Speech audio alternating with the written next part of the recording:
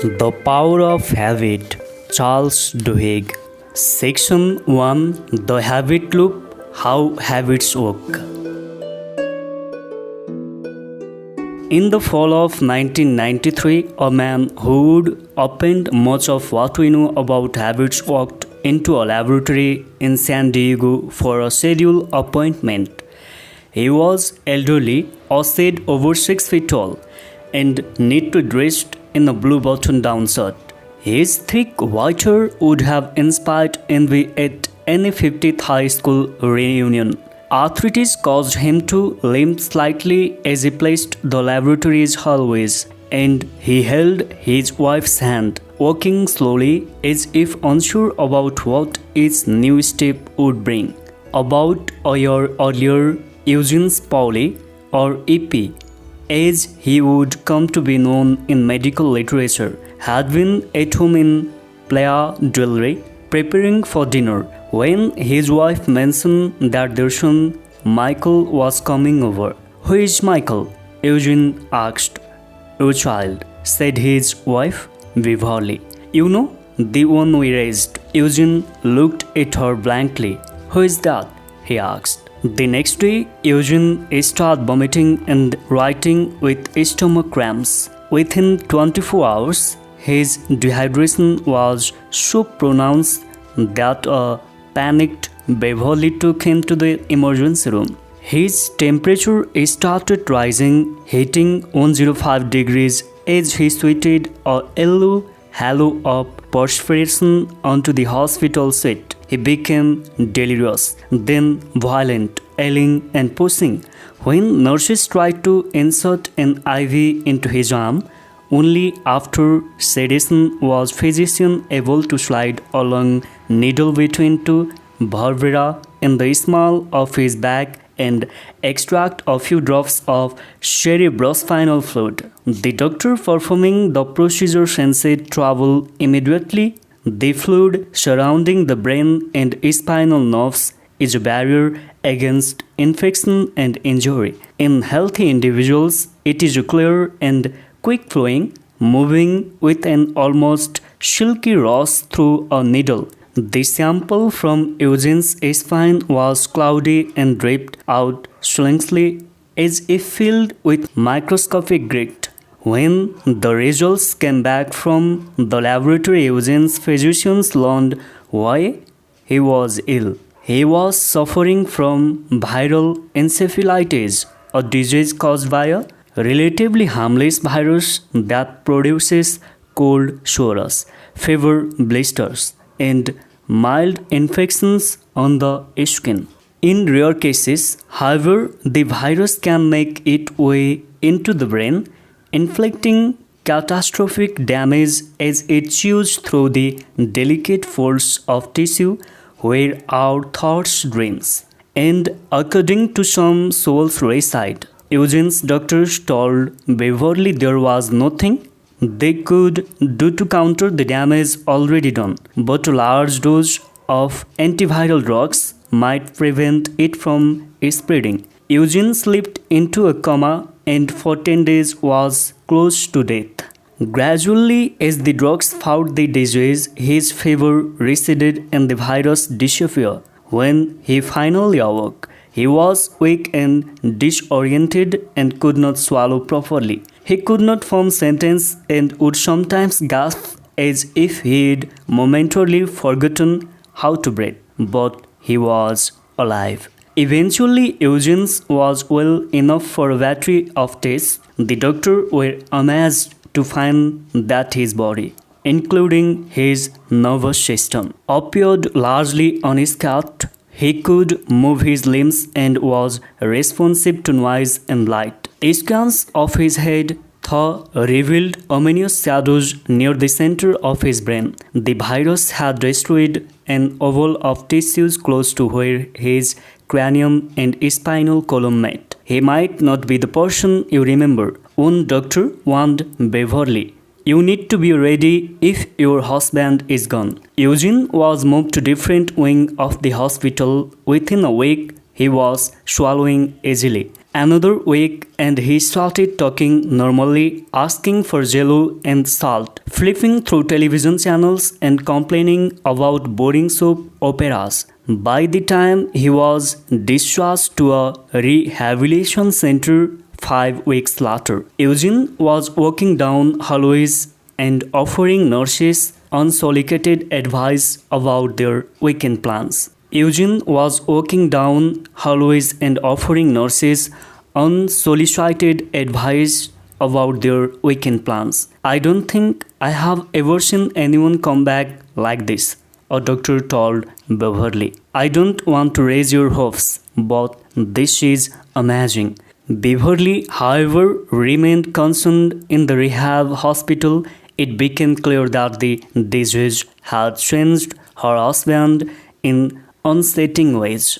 Eugene could not remember which day of the week it was, for instance, or the names of his doctor and nurses, no matter how many times they introduced themselves. Why do they keep asking me all these questions? He asked Beverly on the after a physician left his room. When he finally returned home, things got even stranger. Eugene did not seem to remember their friends. He had trouble following conversations. Some mornings he would get out of bed, walk into the kitchen, cook himself bacon and eggs, then climb back under the covers and turn on the radio. 40 minutes later, he would do the same thing. Get up, cook bacon and eggs, climb back into bed, and fiddle with the radio. Then he would do it again. Alarmed, Beverly reached out to the specialties, including a researcher at the University of California, San Diego, who specialized in memory loss, which is how on a sunny fall day,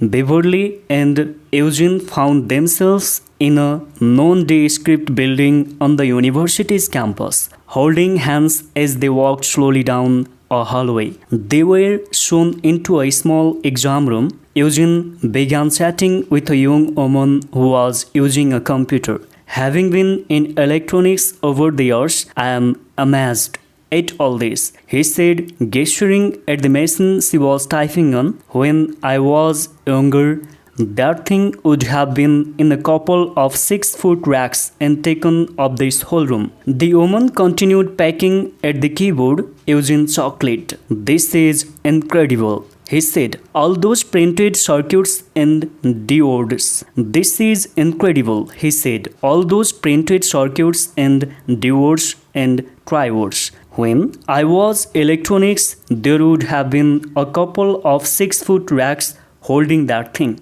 A scientist entered that room and introduced himself. He asked Eugene how old he was. Oh, let's say 59 or 60, Eugene replied.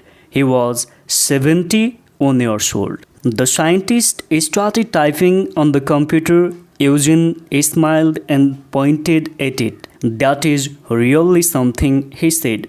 You know, when I was in electronics, there would have been a couple of 6-foot racks holding that thing. The scientist was 52 years old, Larry Squire, a professor who had spent the past 3 decades studying the neuroanatomy of memory. His specialty was exploring how the brain stores events. His work with Eugene, however, would soon open a new world to him and hundreds of other researchers who have received our understanding of how habits function. Squire's studies would show that even someone who cannot remember his own age or almost anything else can develop habits that seem inconceivably complex until you realize that everyone relies on similar neurological process every day. His and others' research would help reveal the subconscious mechanism that impact the countless choices that seems as if they are the products of well-reasoned thought, but actually are influenced by urges most of us barely recognize or understand.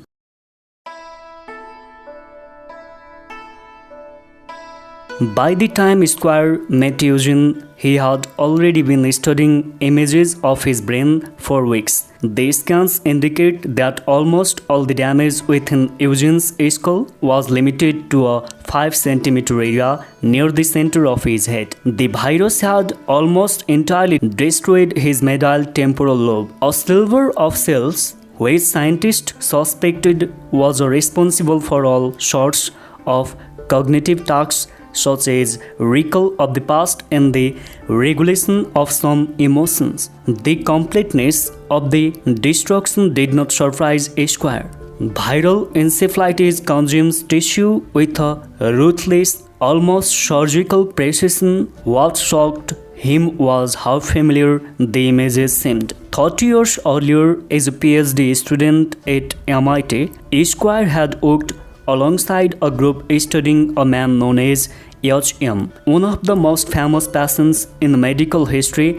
When H.M., his real name was Henry Molaison, but scientists shrouded his identity throughout his life. Was 7 years old, he was hit by a bicycle and landed hard on his head. Soon afterward, he developed seizures and started blacking out. At 16, he had his first grand mal seizure, the kind that affects the entire brain. Soon he was losing consciousness up to 10 times a day. By the time he turned 27, H.M. was desperate. Anticonvulsive drugs had not helped. He was smart but could not hold a job. He still lived with his parents. H.M. wanted a normal existence, so he sought help from a physician whose tolerance for experimentation outweighed his fear of malpractice. Studies have suggested that an area of the brain called the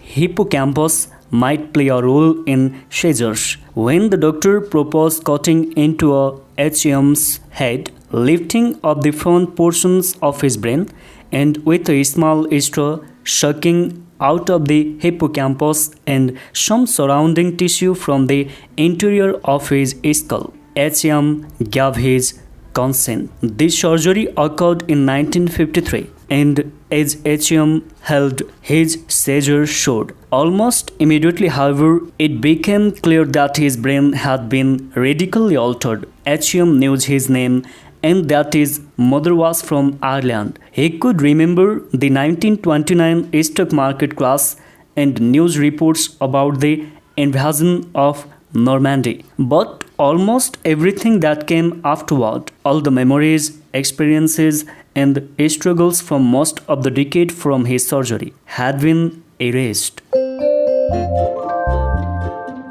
When the doctor began testing H.M.'s memory by showing him playing cards and list of numbers, he discovered that H.M. could not retain any new information for more than 20 seconds or so. From the day of his surgery until his death in 2008, every person H.M. met, every song he heard, every room he entered was a completely fresh experience. His brain was frozen in time. Each day he was befuddled by the fact that someone could change the television channel by pointing a black rectangle of plastic at the screen. He introduced himself to his doctors and nurses over and over, dozens of times each day. I loved learning about H.M. because memory seemed like such a tangible, exciting way to study the brain. Squire told me, I grew up in Ohio, and I can remember in first grade my teacher handing everyone crayons, and I started mixing all the colors together to see if it would make black. Why? I have kept the memory, but I cannot remember what my teacher looked like. Why does my brain decide that one memory is more important than another? When Squire received the images of Eugene's brain, he marveled at how similar it seemed to H.M.'s. There were empty, walnut-sized chunks in the middle of both their heads. Eugene's memory, just like H.M.'s, had been removed. As Squire began examining Eugene, he saw that this patient was different from H.M. in some profound ways. Whereas almost everyone knew within minutes of meeting H.M. that something was amiss, Eugene could carry on conversations and perform tasks that would not alert a casual observer that anything was wrong.